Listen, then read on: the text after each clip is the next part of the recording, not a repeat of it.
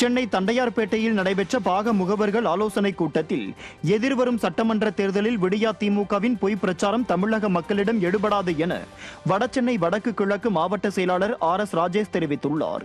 மேலும் திமுக பொறுப்பேற்ற 3 ஆண்டு ஆட்சியில் மக்களை நிலைகுலைய வைத்துவிட்டது என்றார்.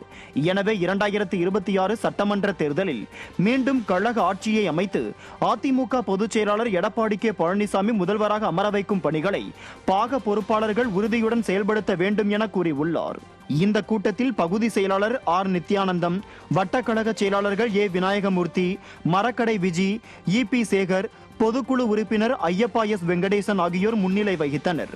மாவட்ட தகவல் தொழில்நுட்ப பிரிவு செயலாளர் முகேஷ், பகுதி துணை செயலாளர் லயன் E சண்முக விநாயகம் மற்றும் பாக பொறுப்பாளர்கள் கலந்து கொண்டனர்.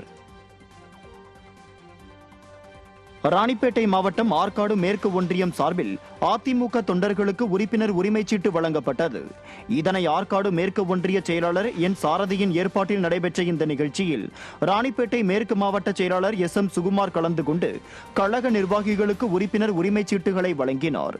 இந்த நிகழ்ச்சியில் மாநில அண்ணா தொழிற்சங்க பேரவையின் துணை செயலாளர் பெல் தமிழரசன் மற்றும் மாவட்ட நகர ஒன்றிய கழக செயலாளர்கள், கழக நிர்வாகிகள் பலர் கலந்து கொண்டனர்.